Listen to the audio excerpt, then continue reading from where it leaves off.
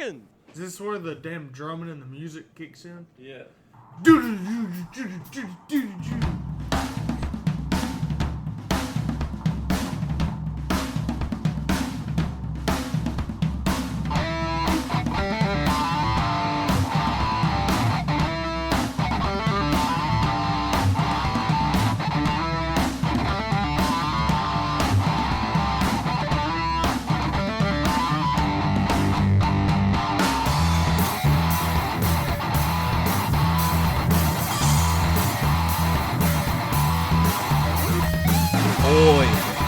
Hello and good day. Welcome to On the Pipe Podcast. I'm your host, as always, Tyler.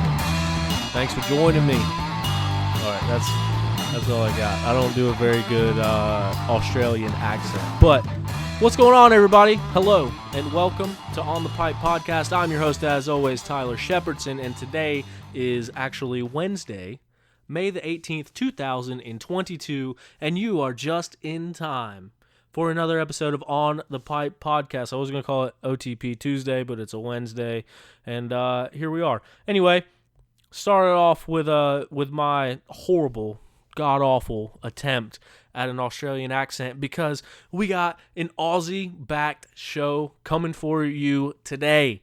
That is right, the Aussie Posse, the North Australians, the Aussies abroad. I think that's all I got for that too.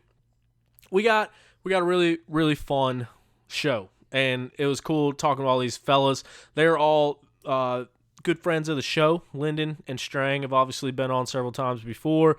Gus, we've talked about him on the show. We've talked about getting him on the show. We finally got him on the show. So this is a really fun episode for me, mainly because it's cool. These are buddies of mine, and I think the even cooler part is we're actually working on a video series together. So I'm working on filming a video series with all of the fellas, and it's not just Strang, Lyndon, and Gus.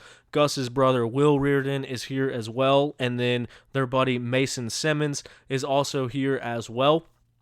So it's a really cool dynamic, and that's why we kind of put together a video series for it. We're working on filming it now, so be on the lookout for it. But the reason that I think this is interesting, and the reason why we wanted to film it, and the reason we wanted to get everybody on the podcast is because 16 years ago, Josh Strang made the trip from Australia to chase a dream here in America. Now, 16 years later, he is helping other people make that transition from Australia. So we've actually heard the story on the show before from both Lyndon and Josh about Lyndon's journey over here and how they got started talking about it with the Team Australia ISDE team, and then they ended up making it a reality. Lyndon came over here full-time 2 years ago, lived with the Strangs, lived with Josh, his wife, and his, at the time, one son. Now there's two of them in the mix, but we heard that story, we heard that dynamic, and now the Riordans have moved over. They have been living in California, where they run a business out there, which we'll talk to Gus here in a minute about some of that. But now they have moved over here as well. Will focuses on hard enduro stuff, enduro cross, and so he's currently sidelined, but looks to be making a return as soon as possible to that. And then Mason Semmons has also came out here for his very first year. As I mentioned on that Trail Jesters KTM, he has battled a couple different pretty significant injuries so far this year. So he's been trying to get going, and we're going to talk to both Will and Mason in the future as well. Once they both get back going, get back on the bike. Obviously, Mason has been around at some races. He's won some local races. He's ran well at GNCCs, so excited to talk to them and bring them in on the story as well. But the cool part of this is everyone is at different phases of their career, and they're all kind of working together. They have a piece of property that they train together on. They work out throughout the week. I know Strang kind of helps them out as far as like in a trainer role with workouts, with what to do. And then obviously when you got that tight of a group that are riding and training together, you're going to go over some race knowledge as well. But it's cool that Strang has been here. He's done it. He's won an XC1 title. He is a veteran in that XC1 Pro class. Now you got Lyndon, who is his third year in, and now he's really putting that speed together with the race IQ, with the race knowledge, and that is showing in his white plate as he leads the XC2 class. So he's kind of went through that transition, learned from mistakes, put it all together, and now he's putting in consistent rides that give him that points lead in the XC2 class. And then you got Gus and Mason that are coming over here, and they are fresh, and they are at the beginning where Lyndon was 2 years ago. And so it's different phases of each one's career. And then Will, who can ride dirt bikes up brick walls, jump over tractor tires, backflip over logs, that kind of stuff. So it's cool to see the dynamic, and we hope to capture some of that and how it all comes together and how they're able to help each other and learn from each other's experiences. So anyway, before we get going, Beta Motorcycles, as you all know, if you listen to OTP, you know that Beta Motorcycles is the official manufacturer of On the Pipe podcast.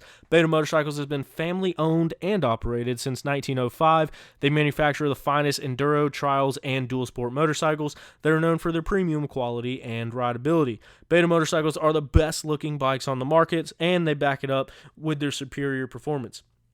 Head over to betausa.com for more information on their available models, or to find a dealer near you to get yours today. There's Beta dealerships all over the place. You can order your Beta with suspension already set up for you. They have their own in-house suspension, so you can get it set up, dialed in for you. Beta is also the only dirt bike that I know of, and correct me if I'm wrong, that comes with a warranty.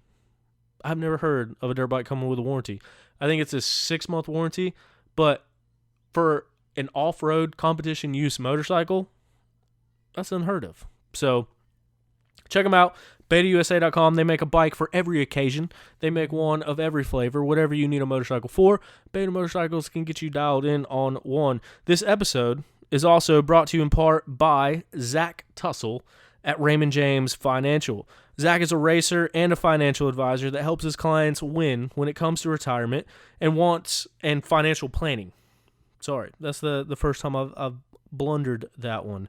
But if you or someone you know wants to save and invest for their future, or is already retired and needs advice for income during retirement, Zach Tussle is always my first recommendation.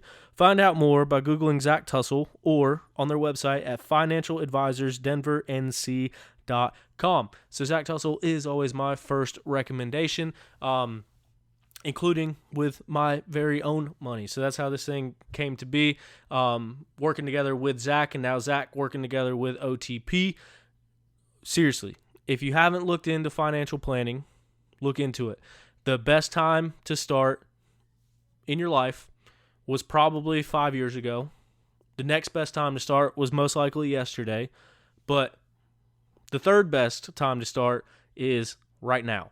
So look up Zach Tussle, look up financial planning in general. You'll get some knowledge on how it works and how it can benefit you, and how starting as early as possible is going to set your future up for the most possible success. And then reach out to Zach Tussle, and he will be more than happy to let you know what he can do for you. Or likewise, if you know someone that is already close to retirement and they have no idea what to do and they're stressing about it, Zach Tussle can help manage that as well. So with that being said, we're going to get straight into this episode. We're going to talk to Gus Riordan. We're going to talk to Lyndon Snodgrass. We're going to talk to Josh Strang. I thank you once again for joining me here on OTP. As always, be a friend, tell a friend. If you like these episodes, let somebody know about it. Tell them what they're missing out on OTP. This is a network that continues to grow amongst all of the people in the off-road world, and we're trying to be the leading edge and your news source for all things off-road.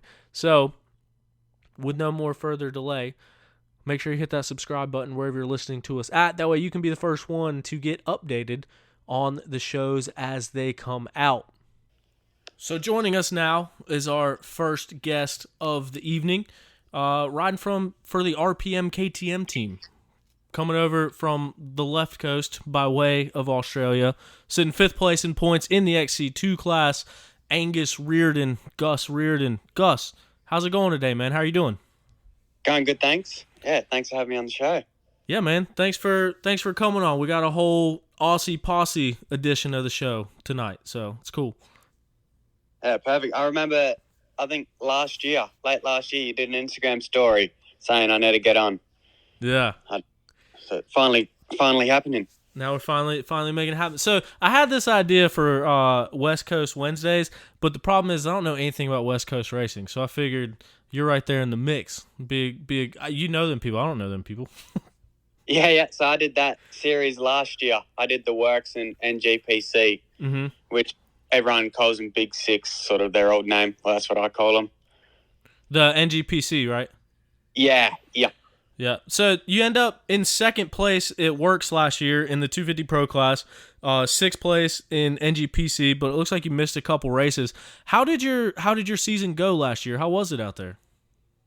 Yeah, it was good. I enjoyed it. It sort of started off slow, and then I sort of gradually sort of learned how the racing goes, because those races are so intense. It's sort of balls to the wall from the get-go.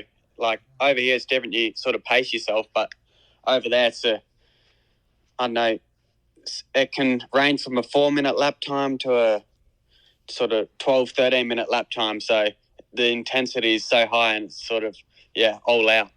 So are the WORCS races and the NGPC race, and granted, there's probably going to be people listening to this calling me an idiot for asking this question, but are they similar? Like, are both of them shorter laps like that, or are they completely different formats? No, they're both the exact same, pretty much same tracks. Just the NGPC is a 90-minute race, and the WORCS a 2-hour race. Gotcha. Okay. And so basically going back and forth between them, it kind of felt like a lot of the same stuff. But you end up in second place, battling for a championship in WORCS, sixth place in NGPC. As I mentioned, it looked like you missed a round or some issues happened. What happened with NGPC last year? So I DNF'd a few, and then it sort of put me out of the points. And I was in school last year, and with my parents wanted me to, and I also agreed, get my high school diploma. That's the main thing. That was my main priority last year. So, and it was coming up to finals and that, and I was graduating 6 months early. So I sort of dropped the last round of the Big Six, so I could focus on school and sort of get that over and done with. Yeah, that'll probably make a lot more sense in the long run. Yeah, I need to know what 2 + 2 is. And at least ratio. So if you go back to racing 2 strokes, you can mix the oil. Yeah. High school diploma will get you a fair bit more in life than a championship, I guess. But now I can focus on the championship. Got the high school diploma and go for the championship. There we go. Now, for those that don't know you, and I know that a lot of the East Coast guys get stuck in the same way as me, as not knowing a lot about the West Coast stuff, but you kind of put yourself on the map with everything that you've done out west, and then I know you've came over and done some races over the past couple seasons out here on the East Coast. But how long ago did you move from Australia to the West Coast? Yeah, I think it was summer of 2018. We moved over for my parents' business. They produce olive oil, Cobram Estate. So that was why we first moved here. Yeah, shout out. So that was why we first moved here, and then we brought the bikes along and sort of raced. And then last year, we were sort of lucky enough to get on the KTM RPM racing team for the West Coast stuff. And then, we were both done school end of last year, and it was sort of, what do you want to do next? Move back to Australia, stay in California, and then, or move here to the East Coast. So what was the decision for you guys to ultimately choose moving out here? I wanted to give the GNCCs a go because I did a few last year and I really enjoyed them, and then also know a few Aussies over here and sort of something new. Give it a go. Yeah, and so one thing that you and I have kind of talked about off the show that I thought was a really important part of it, or something that you said was like the opportunities to make it a career out here, as far as racing full time and making a living doing it. How much did that play into your decision, and what is your plan going forward, I guess? Yes, with the West Coast it's good, but if you come from overseas and you say you're racing in America, everyone automatically thinks GNCC. They've never really heard of WORCS or the any other sort of races. They roughly know what it is because I was racing them, talking to friends and family, but everyone just knows America is sort of like GNCC, I feel. And sort of the name was there and it's the biggest one in the country, so I thought it'd be cool to give that one a go. Yeah. And seems like it's been going pretty well for you so far, all things considered. What's your opinion of the track so far, or of the series so far, now that we're nearing halfway through the season? Yeah, I'm really enjoying it. It's just so different. It takes time to get used to, but Strang and Snoddy have sort of helped me along the way, and they've been a great help to sort of skip a few steps to me feeling more comfortable in the trees and that. There's no trees on the West Coast. You don't need to worry about them, but you need to worry about them here. Yeah. And what's that been like? So when you went to California, did you have anybody that was working with you, or like kind of someone to mentor you? And what was the transition like going from, Australia to California versus going from California to here now, having Strang, having Lyndon, having Mason, having your brother Will? What's been kind of the difference adjusting to when you first started racing out west to this season, racing out here and having those guys with you? Yeah, so when we went from Australia to California, I was still in school and it was just a hobby. We just rode for fun and I didn't take training or anything that serious. But from California to here, it was like, all right, this is my job now. I need to give it a red hot crack. And so it's my first year having a trainer, Josh. He tells us what to do each day. And yeah, so that's sort of the transition. Cool, and it seems like it's really working out for everyone over there that you guys are training with. But you're 17 now, right? 18. I turned 18 a few weeks back. Oh, happy late birthday! And now you're legal. You're good to go. Yeah. But so coming over here, and I think you might have heard it and kind of talked to you about it a little bit. But going into the season, Stu and I on the show that we do together, we kind of talked about people coming into the season. And for me, I said the one that's going to turn heads and put himself on the map was you. And I think you've done that to an extent so far, especially coming out. And I kind of want to hear the whole story about Camp Coker. But even a race such as Camp Coker, you go out there and lead the overall on the first lap, and then I guess that became a learning experience for you as far as race management for the rest of the time. But what's it been like to come out here and have success? I mean, you led early on at Camp Coker. You've been on the podium twice now. How's it going, and how does that compare to your expectations you had coming out here? Yeah, so at the start of the year, I didn't really know what to expect because I did a few races last year, and I got a 7th and a 10th or something. So this year I just wanted to learn. I wanted to be a learning year, and the results would be what they be. But I think it was Tiger Run. I was able to get 3rd, which was pretty cool because the previous rounds I'd sort of struggled a bit. And then Camp Coker. Did you want the story on that one? Yeah. Yeah, so did I get the whole shot? Yeah, I got the whole shot. And then I sort of led a bit, and then I need to think. Yeah, so Ryder Lafferty got around me, and then I was sort of following him. I thought, oh, that's perfect. I don't want to lead the lap. And then an opportunity came up to pass him a few miles from the sort of end of lap 1. I thought, perfect, I'll do this, and then I can go through the chute in P1. I thought it just looked cool. So I did the pass, and I sort of went for it. And at the end of the race, I was told I led the overall, which is kind of cool. And then on lap 2, Mike got around me, and I thought, all right, I'll just stick with him. Don't let him go. And I wasn't thinking straight. I just went way too hard trying to keep up with Mike, and I sort of dehydrated myself real bad. And how many was Coker a six lap race? I believe so. I'd have to double check. Yeah, so on lap 3, I sort of started to get the head wobbles just before the pit stop. I was getting real dehydrated, and then did the pit stop. I was in 3rd at that stage, I think. And then that next lap, I crashed it was just a silly little layover in the corner. But when I went to get back up, I was that dizzy I fell back over onto my bike, and then I picked myself up again, and I sort of had the head wobbles. It took me about 30 seconds to get back on the bike. I know it sounds dramatic, but I just had massive head wobbles, and I sort of just cruised it back to the finish line. Had to finish. Dang. So was that more of from pushing it during the race or the preparation going into the race? I think it was everything. I didn't hydrate good enough leading up to the race, and then I just got too excited up front.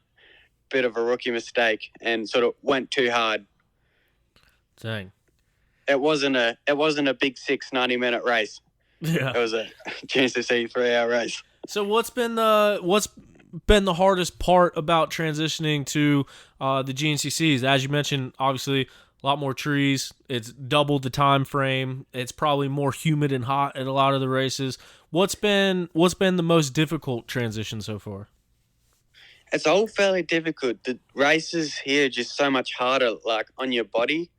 Like after a race, I don't want to look at my bike until like the Wednesday or something. But if I had a bad race on the West Coast, I would go ride Monday. Like I would run home from school if I had a bad race. But there's no doing that after a GNCC because your just body's so sore. Yeah. Plus, you got a high school diploma, so you don't got no school to run home from. Yeah, true. Yeah, but yeah, Monday's fairly slow after the race for me. Yeah. So now that you're over here, you got Lyndon, who this is his third full-time year, and he's kind of transitioned into that XC2 role, and now he's leading the points. And you got Strang been over here in his 16th year. How much do you bounce ideas off of them? Like, how much are you going to them with questions? Hey, am I doing this right? What can I do better here? How much are you kind of bouncing ideas off of them to get more information versus just figuring it out on your own? It sort of comes as it goes. Snotty Lyndon will always, like, leading up to the race, will give me little pointers and that, and then Strang, same as Strang, it's about 50-50, I would say. They're both just sharing their information, what they've learned over the years, and telling me how to sort of do the race, if that makes sense. Yeah. No, it's got to be cool to have that group of guys to be able to answer questions, especially coming over and doing it for your first year. But back to your first podium there at Tiger Run, did that make it a little bit sweeter that your first podium, you got to share it with Lyndon? Like there was a familiar face, a training partner, a buddy up there with you? Yeah, made the podium, fair bit more special. It was good. Yeah. What about the sprint enduros? I know you've been racing some of those. Are you? That is obviously probably more the style of racing that you're used to. Have you noticed any type of difference with them and how you've been running them over here? Yeah, it's interesting with the cross tests at the sprint enduros, the grass test. That sort of feels a bit more like home. It's just wide open. But I've been really struggling with the woods tests. I find it real tight and sort of awkward. Still need to get used to that. I find the GNCC is more open. Yeah. Yes. Go ahead. Yeah, so I'm just struggling with the woods test at the sprints. I lose all my time there. Yeah, and it's crazy the difference between the tracks because the GNCCs, you got hundreds of bikes on it. You got hundreds of quads on it. Most of the track is big enough for quads. And then you go to a sprint, and the woods can get pretty tight and kind of adjusting to the single track. Is there any other type of racing over here that you want to try out, like national enduros or like J Days, or is there any other style of racing that you want to try out while you're over here? Yeah, it's J Days. They look cool. There was one the other weekend and saw some videos. I don't really know the format, but do they race a bit on motor track on that? Yep. Yeah, so that would be cool to give one of them a go. The national enduros haven't really caught my attention that much. I like my knuckles. Yeah, but the one in Texas, that looked pretty cool. If they still had that one on, we'd need to make a trip out for that. Yeah. It just looked nice and wide open. It looked like Australia, kind of. Yeah. Yeah, and it's cool that there are so many different options and stuff out here. But, man, real quick before we get you out of here, sitting in 5th place in points, 2 podiums, 1 overall lap, which obviously wish that race would have ended with a different result. But where would you say that you're at as far as your expectations? Like, are you happy to be where you're at? Obviously, I think anybody in that position would be wanting more. But looking at everything and looking at your adjustment period, are you happy with where you're at and where you've been running so far? Yeah. Don't want to get cocky or anything, but I'm fairly happy with where I'm at. I don't really know what to expect, so it's hard, but yeah, I'm happy to be I have 2 podiums so far and 5th in points, and hopefully I can just keep chugging along and learn as I go. There's still a fair bit more learning to do. Yeah. And to come out first year, just turned 18 years old, 2 podiums, the speed to obviously be up on the podium week in and week out. I think the more races that you do, the more you figure it out, and the more of a problem you're going to be for everybody else in that XC2 class. So it's cool to watch that develop and watch the speed and watch the results show. Yeah, it's been good. And then it's funny, throughout the week, Lyndon goes to me, I'm not giving you any pointers this week because you'll take me job here soon, and just jokes like that. Yeah. Strang actually said the same thing about all of you. Yeah. So we all make jokes and hang shit on each other. It's good. Yeah. Training weeks are fun with the boys. Yeah, I bet. But yeah, dude, it's cool to have you on the show. It was very nice to talk to you, and good luck this weekend. And thanks again for your time. We'll see you out there at the Penton. Cheers. Thank you. We'll see you there. All right. Thanks, Gus. See ya. Yeah. We're going to go to our next guest of the evening, riding on a Babbitt's Online Monster Energy Kawasaki, currently leading the way, holding on to the white plate, the XC2 points leader, Lyndon Snodgrass. Lyndon, how's it going, man? It's going good, mate. Pumped to be back on the show with you. Yeah, man. Thanks for your time. Thanks for coming. I got a lot of crap from Josh about not coming on the show in forever either, so I'm sorry. It's been a little while, but that's good. I'm back. I've been slacking. It's a me thing, not a you thing, I promise. It's not me, it's you. But man, obviously a good time to come on the show. There's a lot of stuff going on. You've had the points lead now for 2 rounds. I guess we'll start with that. How does it feel? I mean, going from this transition, coming over, racing in 2019, coming over, making it full-time in 2020, going through all the stuff we went through last year to now, holding the white plate, holding the lead, and 2 wins on the season this year. That's as many wins as you had last year, and we're not even to summer break yet. How's it feel? Yeah, I mean, this season's been good. Been pretty consistent. Been getting on the podium all but 1 round, so that's good. And clicked off 2 wins, so was pumped with that. And just at this point got the points lead, and I mean it's going good. So just need to keep that momentum going. But looking back, it's cool to see sort of the progression over the last couple of years since moving here, and all the hard work kind of paying off a little bit. So it's good. What's been the major difference? Like, do you notice a difference between your riding, or maybe the way that you approach the week, or maybe the way that you approach the weekend of the races? What's been different between your previous 2 full seasons and this season? It's a combination of things. It's like, I mean, the training and all that is it hasn't really changed all that much. But just like the experience of going to all those races and starting to learn the tracks more, and all that definitely helps. And then, I don't know, it's just a combination of things. I feel like I'm riding better than when I first moved over here. But, I mean, as far as speed goes, I don't really think I've got, like, much faster. But, like, on a GNCC track, it's, like, totally different. So, like, I don't know, I guess I've gotten better at the GNCC tracks and reading the terrain and just riding those tracks, how gnarly they get. So, I don't know, I guess it's cool to have obviously been progressing over the years and finally start seeing it paying off a little more regularly. So, and that's, I don't know, yeah, it's hard to put a number on what actually kind of is different this season, but I think it's, just a combination of things like experience and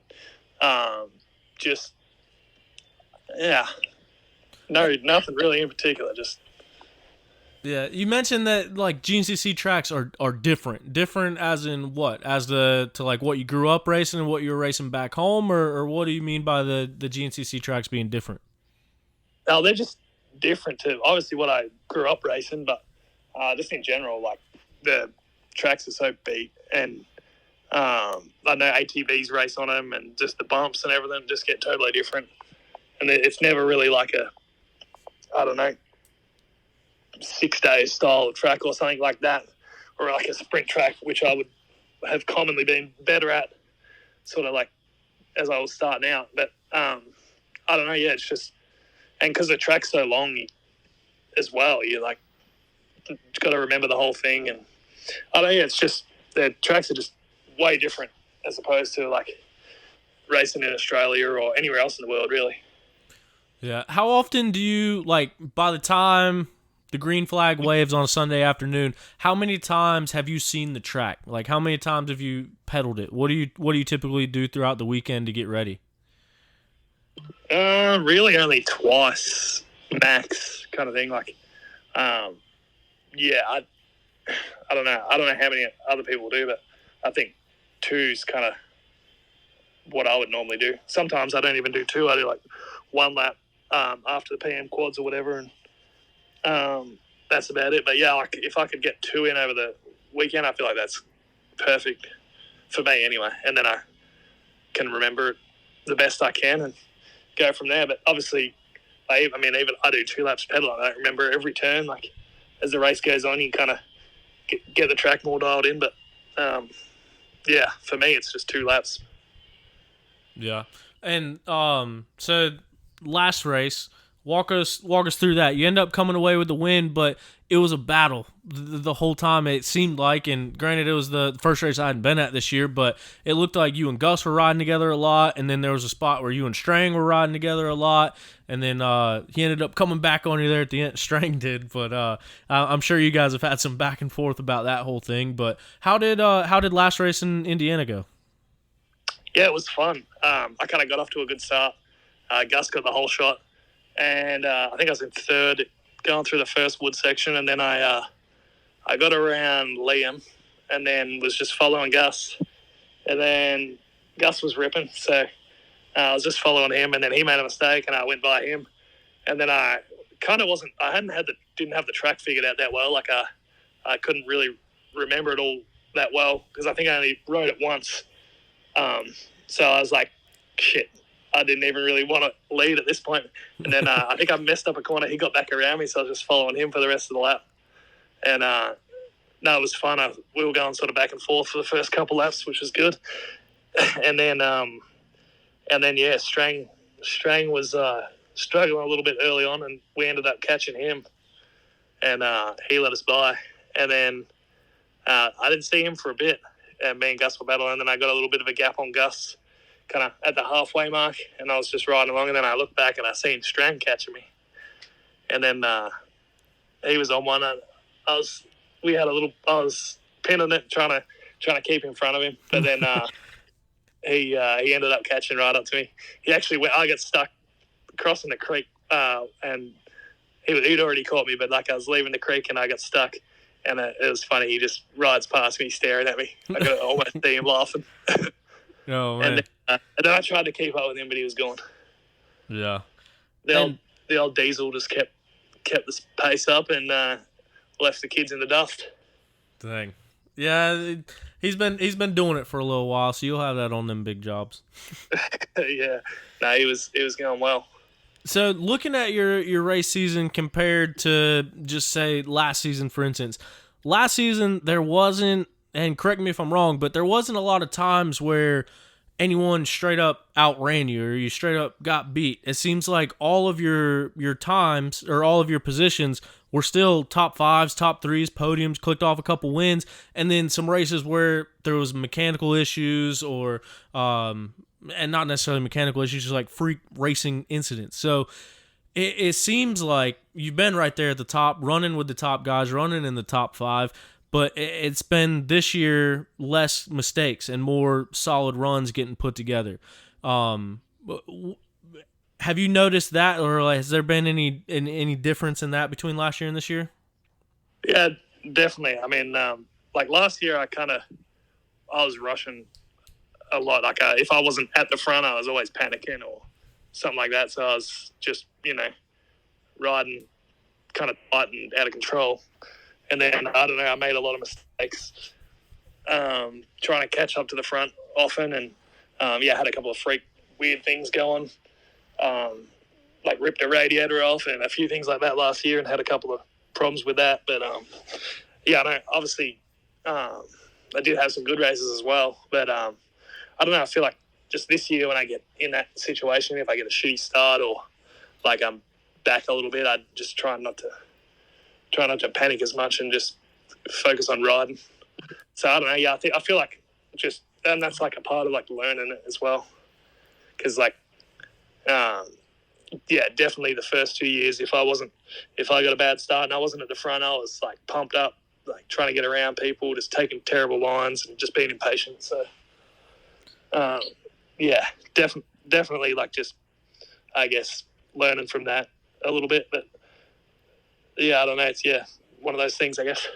Yeah, and kind of like you said, just kind of adjusting to the tracks, adjusting to the 3 hours, and kind of being able to settle in for those 3 hours instead of thinking you need to be right at the front the whole time. But it's definitely showed in the results. And we're 3 races away from the summer break, to be holding the white plate. Did you expect this to be how your season ended up? I guess, did you have any goals or expectations going into the season? And right now, where you sit, if somebody told you in January that going into Penton, you'd be holding the white plate by a lead there in the XC2 class, what would you have to say to that? Well, I mean, everyone thinks or wants to and believes they can do it. And like I always thought I was, I always thought it was possible to do so. Like I knew coming into this season, the competition was going to be strong and I would have to be, consistent and do well. But, I wouldn't have thought that it was impossible for sure. But, I think, I don't know, it's just, pretty cool to be in this position at the moment. And, I'm obviously looking forward to the next 3 races before summer break. Yeah, so going into this stretch, we got the Penton, and then the one up in PA around High Point, and then Snowshoe. You tend to do pretty well at all these tracks. Do you have a favorite track as far as all the ones that you race, and are you looking forward to this stretch of tracks? Because it seems like a lot of people, especially when Penton is involved, Snowshoe's involved, I think those are a couple of tracks that people have strong opinions. Like some people love them, some people hate them. So how do you feel about going into the rest of these 3 races coming up? Yeah, I've always enjoyed riding at the Penton property. We obviously go on there 2 times, and I don't know, I kind of enjoy that track. I mean, a lot of people say they don't like it because they've been going there for so many years or whatever, but I mean, it's only my 3rd year going here or whatever. So it's, kind of fresh for me. But, and then the Mason-Dixon, I had fun there last year. It was my first win. So, I mean, that property's cool. And then, I don't know, Snowshoe is obviously a good time and just like a crazy event in itself, but I really didn't do well there last year. So looking forward to doing a lot better this year. I don't know. Yeah, it's exciting with the races coming up, but I don't really have a favourite. I mean, I enjoy going to all of them, but my favourite ones are whenever I do good, I guess. Yeah. I mean, those are good ones to pick as favorites. Yeah, for sure. What's been the difference this year as far as your training? I know the past couple of years you've actually lived with Strang and trained with him full time, and now you got Gus there, Will there, Mason there, and you're actually living with those fellas, and you guys are all training together and riding the same properties, riding the same track. So how much different is the program compared to what you and Strang have done together for the past 2 years? And what's the benefits or the differences in having more people involved in that program? I don't know, like the difference is, like when I was living with Strang the last couple of years, I was just sort of tagged along doing whatever he did. But now he's like kind of writing it out my week or whatever, what I need to do. And obviously it's all combined with all these guys as well. So, we got plenty of guys to ride with, and I don't know, yeah, it's fun training with all these clowns. Gus is obviously, young and fast, and like Mason's fast too, and so everyone's always pushing each other, and obviously Josh he ain't slow either, so heap of, like, we're all sort of pushing each other along, and I don't know, it's just keep it pretty fun. We're all Australian, so we all just rag out on each other and keep each other on edge, and it's funny. Yeah. So what do you guys do off the bike? I mean, what kind of stuff are you guys doing when you're not training, not riding, kind of downtime, relaxing? What are you guys getting into over there? Well, when we're not training, yeah, I don't do a whole lot of much, to be honest. Like, if we're not training or riding or whatever, we're just probably screwing off out there at the track, just doing dumb shit anyway. Fair enough. Getting four-wheelers stuck, or I don't know, anything. Flipping off of them. Yeah, mowing the grass, whatever jobs need to be done. So second place last year at Penton, obviously looking to move that up a position this year. Like you said, only missed the podium one time so far this year. Everything else has been first and seconds. Has there been a race that has stood out to you, like a race where, as far as this year or even last year, that you just felt on it, like no matter what, that was your race? Yeah, I don't know. Yeah, some races like feel like it's. There's been a few where it feels like it's come a little easier than like others, but I don't know. I think one race this year that kind of bugged me that I didn't win was Georgia. I felt so good all day, and I felt like I wasn't really pushing that hard, and I was kind of at the front and for at least half the race, and then I took a bad line and Mike got around me, and then obviously we finished I was right on his rear wheel at the finish, so I was kind of bummed I didn't win that one because I felt really good that day. But I don't know, yeah, like the Tiger run, I felt good that day too. He's like, I don't know. It's always good when you feel good and sort of just make a push and get a gap and then just ride the rest of the race. But I don't know which one kind of stands out the best. I mean, one of the funnest ones was Ironman last year. I mean, it was just cool to be get the win in that mud. It was crazy, that race. But that's definitely one you never forget with those conditions. Oh yeah, and so that one, it's funny you mentioned that too, because that one you got the XC2 win, and Strang just barely fell short of the overall win, but you guys were up there on the overall podium together. And then this year you grab a win, and Gus is up there on the podium with you for his first GNCC podium. So I guess that's a cool thing. Last year, like, you and Strang both on the podium together. This year, you and Gus on the podium together. Do you go back and think about stuff like that, or is it cool to kind of share the podiums with the guys that you're putting in the work with behind the scenes? Yeah, it was cool to see Gus up there. Obviously, 2 rounds now. Yeah. But yeah, like he's I've probably known Gus for like 6 years now, and he's always, like, even when he was riding a mini bike, he was fast. Yeah. He's like, so like always knew he was fast and capable of doing it. And then when he at the Tiger run there, when he come through in third, I was pumped. I was like, yeah, finally, because he obviously when you ride with him during the week, he's fast enough to be on the podium. But then to see him do it was cool. So have you had any talks with him about that? Because, I mean, specifically thinking about it, Camp Coker, he came around number one rider overall, got the lead in XC2, pinned it, hammered down, and ended up blowing himself up and ended up dropping late in the race because of that.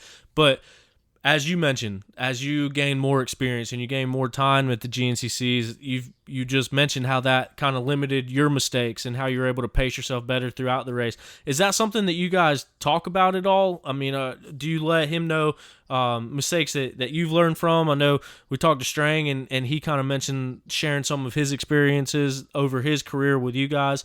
So is that something that you can see in him and something that you guys talk about and offer basically what you went through to get to the point that you're at? Yeah, a little bit. I mean, yeah, like obviously at Camp Coker when he was up front and then dropped back a heap, there was like it's probably his first time out front. Kind of obviously didn't really know how fast to go and like should he keep pushing or just relax a little bit. But then I don't know. I was talking to him after it and I was like, so what did you drink before the race? And he tells me he drank like, I don't know, a few bottles of water and like one hydrolyte. I'm like, so you just been drinking plain water before the race? And it was a pretty hot day. Yeah. And then had one little hydrolyte sachet and called yourself hydrated for the whole race. and then he's like, oh yeah. I'm like, no. And I went through everything with him, and I mean, I've told him before, but then. I mean, it was honestly good that it happened because now he knows. Yeah. Changed to, everything he does before the race and all that because of that. Because now he saw exactly, how important it all is.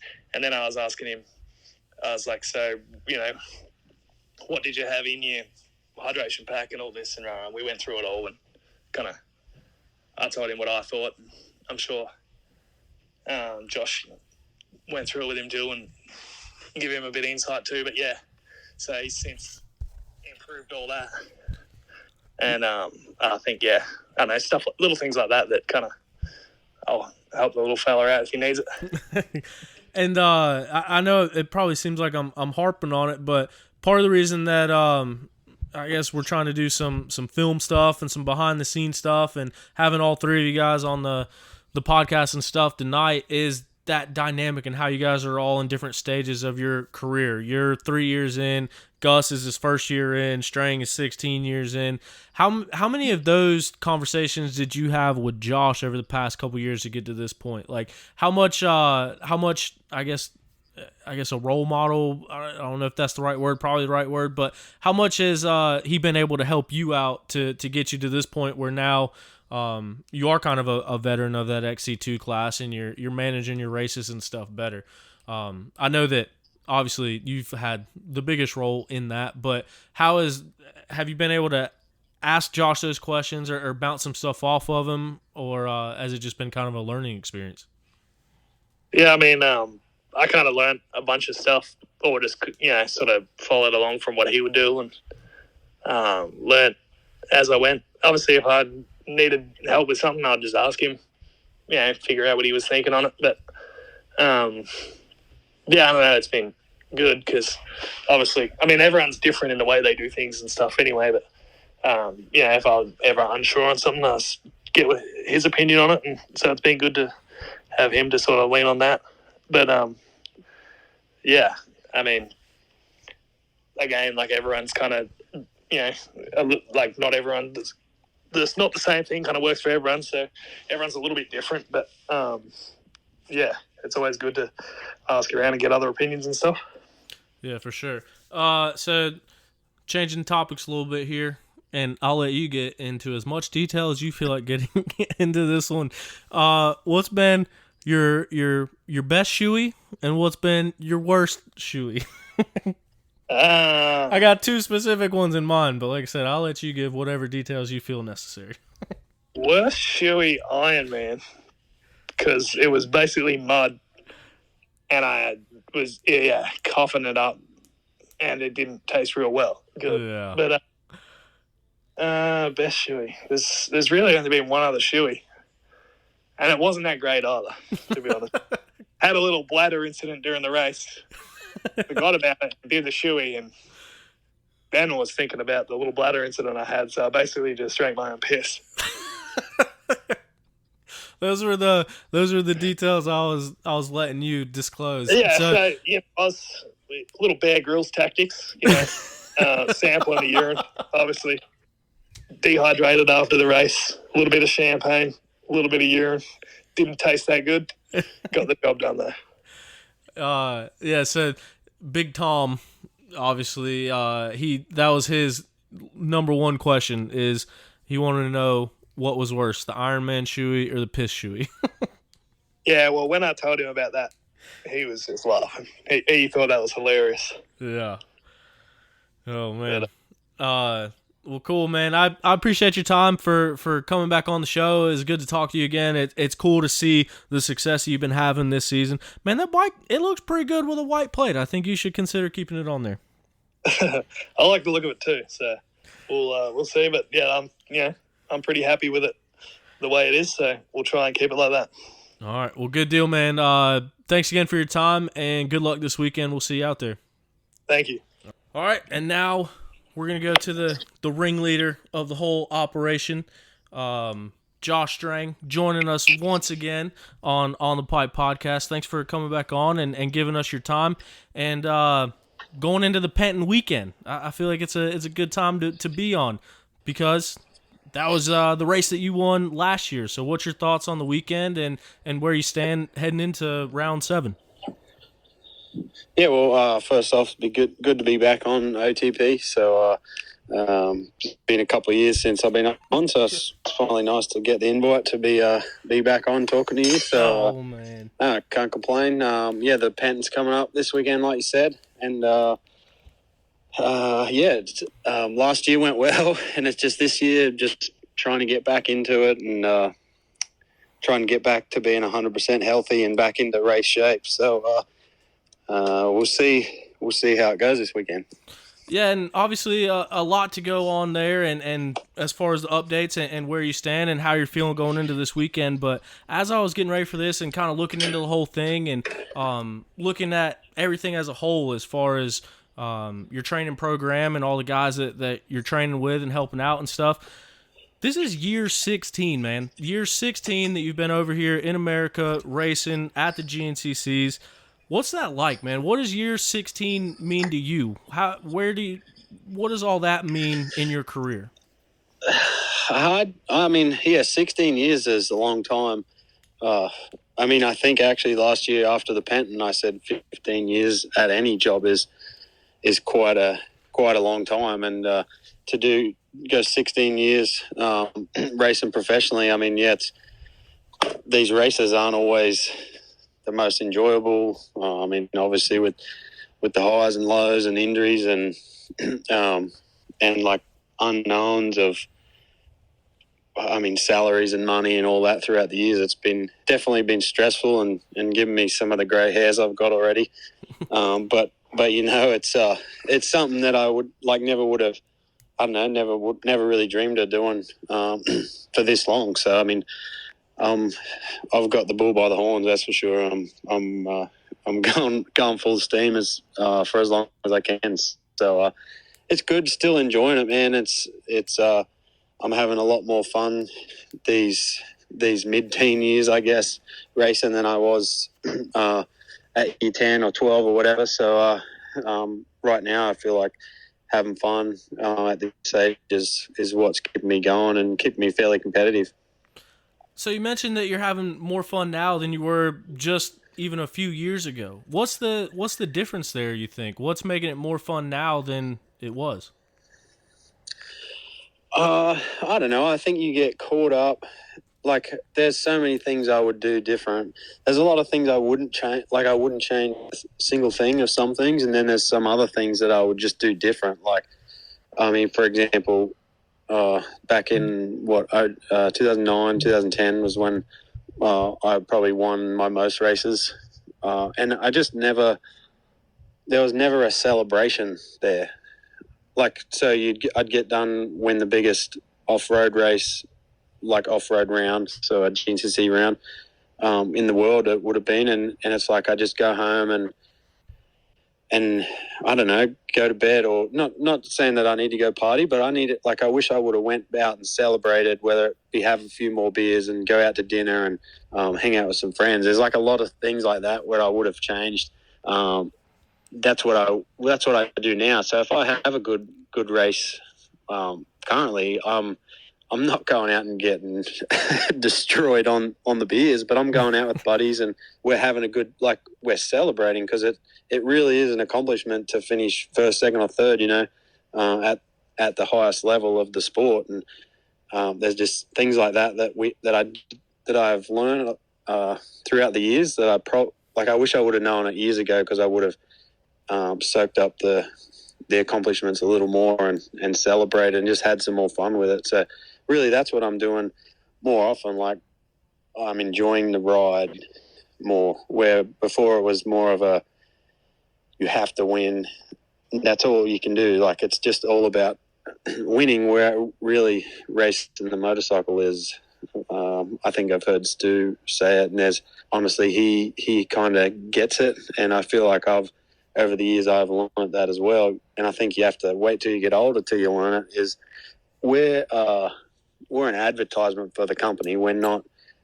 If there's no personality or character in a rider and they win all the races they can, they're going to sell less bikes than someone who has personality and can talk to the people who are buying the product. So just overall, man, I just have learned to enjoy the whole industry, the whole racing side of things, and everything a little more. And it has made it a lot more fun. Dang, that's interesting to hear and recognize that you see that. And now you got, and kind of the interesting dynamic with everyone over there. I mean, the Riordans, Gus and Will, Mason, Semmons, Lyndon, all you guys riding together and doing those things. It's like everyone's at different points in their career, but the one thing that is a constant through all of it is you've kind of been in the same position as all of them and worked through it. So seeing their success and seeing some stuff that is coming on with them, especially early on in their GNCC careers, and has that kind of played into that as well? Like that sentiment as far as, hey, recognizing what's going on now, recognizing the success now, like the celebrating with those guys, does that kind of put it more in perspective for you? And have you been able to like kind of mentor those guys, like, hey, slow down a little bit, enjoy now, enjoy this moment, enjoy this feeling? Yeah, that's the other problem with it. There's a fine line between it, So, like you said, those guys, they're all in different parts of their career, still fairly early on. But it's like, yeah, these boys need to enjoy it, but at the same time, they're still fairly young. Where if they enjoy it a little too much, it can go downhill quick. So it's like a super fine line for those guys. Where I feel like. Me being so far along and been doing it for so long, I know what is too far, and I know what's. I feel like there's just a little more knowledge there on my side. So yeah, I try and pass it on. That sort of stuff for those guys. I was a little upset after the last race. Lyndon didn't buy Cam and myself dinner, but hey, maybe he can buy it this weekend if he wins again. So. But yeah, it's just like fun things like that. So on the drive home after the last race, I sent a group text out and I said, Cam and I are feeling like sushi for Monday night. The winner shouts. So that's pretty much since I came over. Even at Suzuki, that was the rule. You win the race, you shout your team dinner. So it's just a fun little thing. And I mean that's the same thing. Like I was just saying, you gotta celebrate the accomplishments and. Like I said, it's not about going out and getting plastered, but it's about going out to dinner with your buddies and having 2 or 3 beers on a Monday night after the race and talking about the race and just like because it's a big deal. So yeah, to pass on some knowledge as much as I can as far as that goes to the boys. That's cool, and seeing them do well.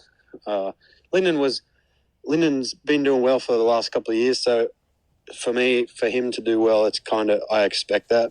But then like Gus, just being his first full season at GNCC, to see him do well is, I feel, I mean, I'm not, I just help him. I just help out where I can. So, but to see him do good, I feel like the little help that I can give him has helped out, and it's cool to see the results come his way.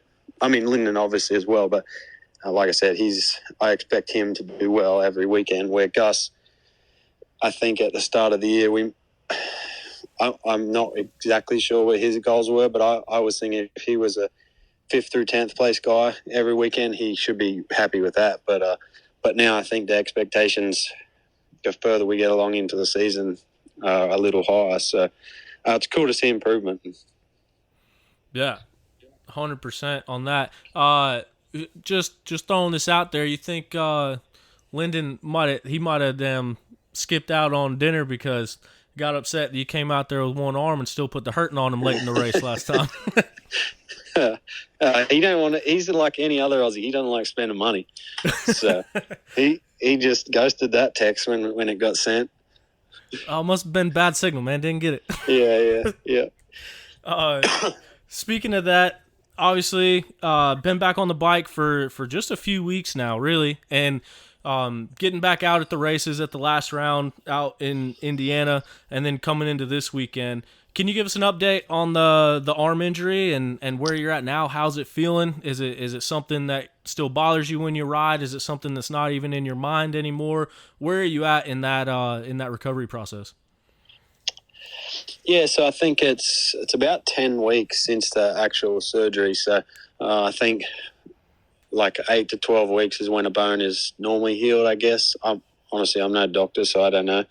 But yeah, Dr. Tanner fixed me up about 10 weeks ago, and it's been good. I think at 34 years old, I think your bones heal slower. Not sure how much slower, but a little slower than, say, if I was 24 years old. So things have been a little like they were good, and then now that I've started riding again, they've like just slowed down. So yeah, still a bit of pain in my arm, but nothing that like everything's as good at like everything's fine to go ride and race. It's just there's still some pain there where it's just healing pains, I guess, and it's a little unfortunate because I can do like if I do one big cactus day, I'll probably have to take like 2 days off until I can go again. So it just kind of sucks a little bit. There's a little bit of I don't know, just a little bit of lacking some strength in the arm that was broken. So just a couple of things we're trying to work on and get back to where to be 100% to where I can race straight from the start. So the race in Ironman was pretty good. The start of it was, I was very disappointed with the way I rode at the first part of the race, but I think just getting back into racing after such a big break, and then with just coming back from an injury, I think it was expected. So towards the end of the race, I feel like I rode fairly decent. And then we've had a couple of good weeks here with the boys, so hopefully I can do a little better this weekend. Now that it's been tested, you put it through 3 hours, you put it through 2 more weeks of riding. Do you have more confidence in that arm, or I guess more expectations of how it's going to be during this weekend's race? Yeah, I mean, at Ironman, I was a little concerned to see how it felt, and obviously Sunday night after the race, it was like throbbing just from the overuse side of things. But as far as feeling comfortable with my arm, I was fairly comfortable at Ironman. So going into this weekend, I feel good as well with the broken arm. It's just it's like race shape.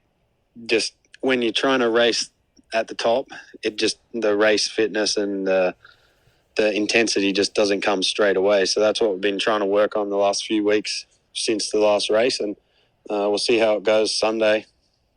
And we just got to just keep chipping away. Like I said, it doesn't happen overnight, unfortunately. I wish it did, because then I would feel like I would be back on form like I was at round one. So it's part of it, and just a process.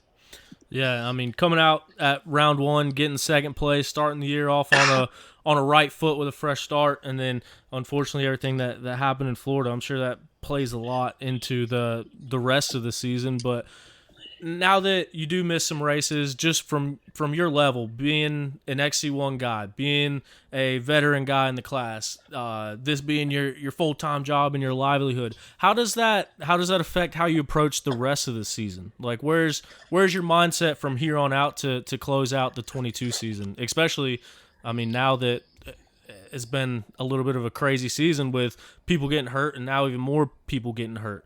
What does that do for your mindset and your goals to finish out the year?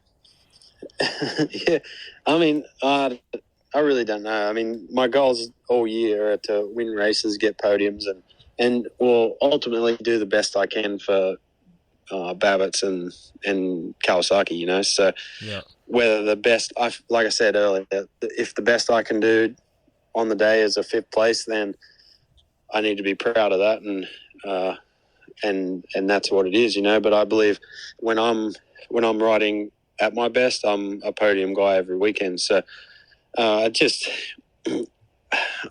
mean, there's guys still out injured, and then currently, like Ben got injured last weekend and Stu again. So there's more opportunity now for me to jump on the podium sooner, I think, just with this injury I had coming back. So I don't know. I just got to do my own thing and not worry about like the rest of the season. You know, I got to do my stuff during the week and then turn up to the races and do my best. And if my best is a win, then that's good. If it's a 3rd place or a 5th place, then you know that's what it is. And as long as I know I put my effort in, and I think the team understands that I put the effort in all the time, regardless of the results, and it is what it is. So as far as this year goes, the rest of the year, I just need to, I don't know, just focus on myself, do my best, and then we'll see what happens.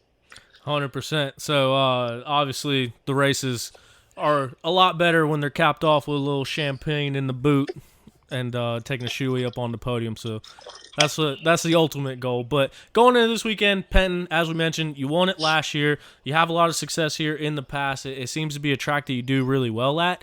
Is it a track that you like, or is it a track that you just coincidentally happen to do well at?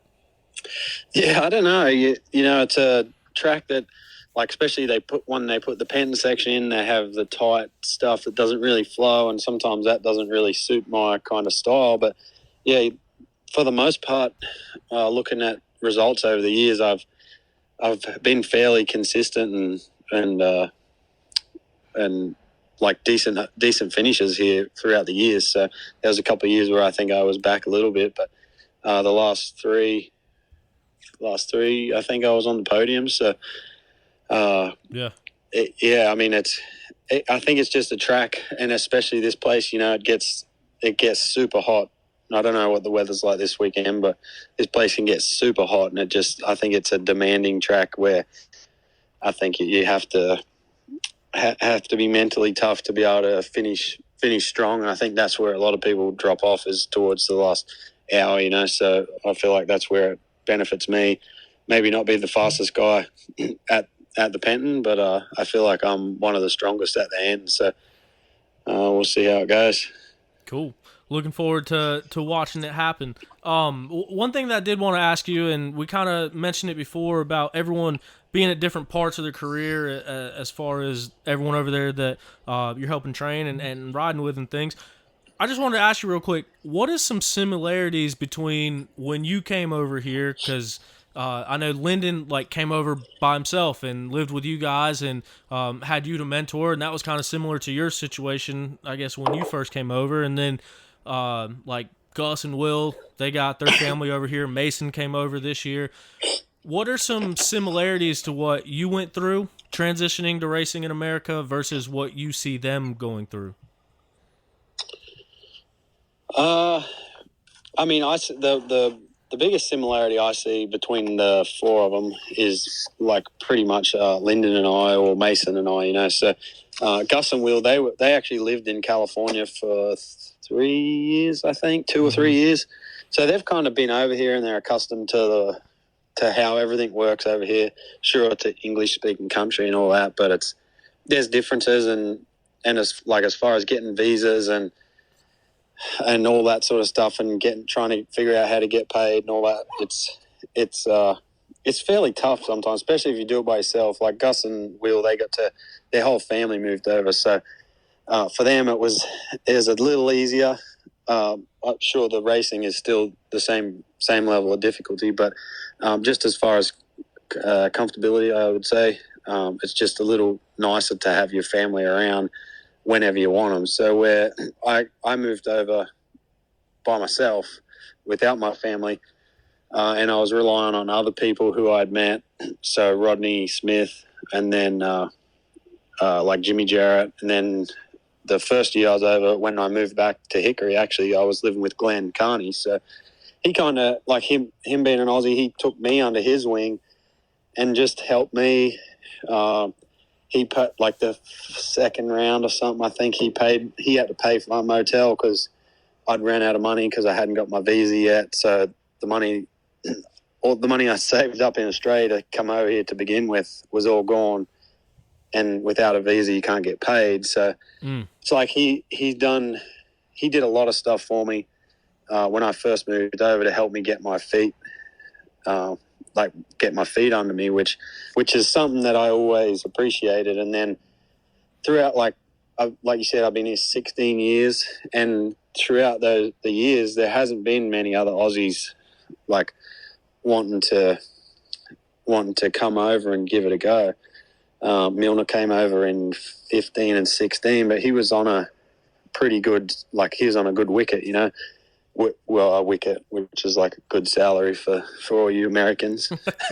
So he came over by himself, but he had the backing from his team, and he was getting paid some good money, so he was able to live fairly comfortably. And then finally Lyndon decided that he wanted to come over in he came over in 2019 just for a ride, and then I think somehow I talked him into just coming over and just do it. Like, if you're getting paid nothing in Australia, you may as well come over here and get paid nothing here, and they're like, well, the serious, there's no difference. What's the difference? Yeah. Like, if you want to have a go at it, like, pack your shit and come over. Like, I think that's pretty much what I told him. It's like, if it doesn't work out, you just pack your shit and go home. Who cares? But the opportunity here, that's why the USA is so good, It's like, what do they say, land of the free? It's like you can do whatever you want. And all he had to do was, like I said, pack his shit, come over and have a go. And he was lucky that the Babbitt's guys gave him some bikes and parts for the year. And I think at that first full gas we did in GTR, I think he got he waxed me, I know that. And I think he got third overall maybe. Mm-hmm. Yeah. On a 250. And Holiday was there, the Cowie boss, and Denny was there from Babbitt's too. And I think once they realised, they're like, this kid's actually pretty fast, they gave him more support. And then I think they gave him team bonuses. So it was like, excuse me. It was like, I feel like I tried to help him get on his feet, and that was the same as me. It's like, you have to come over, you have to sacrifice so much to get over here. And I just feel like I was trying to help out how I got helped out from Glenn all those years ago, and it's cool to see when he does good. It's like, I don't know, it's just cool. It's just, I feel accomplished and feel like I've given back to the Aussie that wants to come and have a go. Yeah, and that's awesome. And now to see that pay off, I mean, Lyndon obviously has the white plate in XC2, and as you mentioned, Gus has been on the podium. Unfortunately, Mason's been dealing with a bit of injuries, but yeah, it's just it's a cool dynamic, and it was cool to as you said, take someone under your wing the same way that you got taken under a wing when you were over here. And man, I kept going back and forth whether or not I was going to bring this question up. Figured might as well. I know it's a loaded question, but have you put much thought into where everything goes from here? I mean, as you mentioned, you're a podium guy week in and week out. You're a guy that is a championship contender. You're a guy that can win the championship in any given year. Have you thought about how many more years you want to do this, or are you just riding as long as you're still a podium guy, you'll still be out there? Yeah, there was thought. I mean, so my contract with Babbitt's is up at the end of the year, and at the moment, as long as everything goes well, I plan to stay and sign again. So, I mean, that's up to them in the end, I guess. But I think as the way things are going, that's how it's going to go. So I'll be back again. Hopefully, that's the plan. And yeah, I really don't know. 2 years ago, I thought this contract may have been my last contract, just because you watch the guys come up and watch the younger kids come up through the classes, and you're like, well, someone's going to push me out eventually. And I mean, there isn't that person yet that's pushing me out, and until that happens, like I said, I'm still having fun doing it. So why would I stop until someone who is younger, like Lyndon, pushes me out and like takes my ride? It's like it's I don't know, it's just crazy, because this job it's so difficult, but it's so easy. It's like, it's to do something that you love and get paid for it. Yeah, it's just crazy to give it away when you don't have to. So so the plan is to keep racing. The funny thing is, I'm helping out guys like Mason, Lyndon, and Gus, and ultimately, if I keep telling them everything I know and helping them as much as I can, they're going to be the guys that are pushing me out. So it's the truth, It's like, yeah. It's like I've tried to help some people, and they just don't. They don't want it. They just don't want to do the work. They don't want to sacrifice some stuff, and these guys, they all do the work, and they all sacrifice. They've all sacrificed already, just coming over from Australia, and these are the guys, like I said, that are going to push me out of a ride. And if it's these guys that do, then hell yeah, I'm all for it. But they'll have to battle me for it. That's for sure. I won't take it easy on them. Oh, I wouldn't expect it. And the students have not come close to the master yet. You're still out there putting it to them every week. But no, it's a really cool dynamic, and it's really cool to see all the work that you guys are all putting in, especially now that you got the compound and everything training together too. So you got to help them along a little bit. But hey, man, don't give them all the secrets now. Nah, no, yeah, just enough to get them up. So you're right. They're doing good. Not like I said, it's cool to. I'm no certified trainer, but I feel like I pass on the information that I've learned throughout the years, and I feel like the stuff that I've done, it works, and it's proven. So you can only lead a horse to water. You can't make him drink. So like, I'm giving them information that I believe is what helps, and they can they decide what they want to do with it. They can either take it and use it, or they can go do what they want. So far they're drinking all the piss that I'm serving them. So so whether it's good or bad. So you see, if they start getting too close to me in the results, maybe I'll start telling them something wrong and then go back a little bit. You'll see. Then you can call me up and ask me what I told them. There you go. You gotta play the mind games a little bit. Don't let them get too close. Yeah. No, it's crazy. Just throughout the week riding, it's like I feel good, and I'm like, these damn kids are making me work my ass off during the week practicing, and they're going fast. It's like crazy. So it's cool to see, that's for sure. Absolutely. Yeah, it's cool to watch and cool to see it develop. But this weekend, man, you got a Penton crown to defend. I'm sure you want to add another gas tank to your collection, and put another one in the living room. This weekend, just so you know, there's only 3 people that have won an overall at a GNCC before besides you. This weekend racing. Yep. Huh. Just with the people in and people out. So no better time than now. You got You got Grant with 2, 3. Ricky with 1. All right. And I'm just assuming that Jordan Ashburn has won races at some point. I can't pinpoint it. He won XC2 race. I don't think he's won an XC1 race. That's crazy. It's crazy. So he'll be. Those 2 boys will be going at it, I'm sure. Bollinger and Ashburn. So I did listen to the podcast earlier in the week about Ben and his injury, and that sucks. I mean, hopefully he gets back sooner than later. But those boys, they have to. If either one of those guys want to win the championship, they're going to have to maximize their points these last 3 races, because I think once Ben gets back, I just he's just. I don't know. He's been on another level this year. So I feel like Big Buck I felt fairly good, and then to Florida I was riding fairly average until I crashed, and then I got to watch the rest of the races, and I'm like, man, I feel like I could run this pace.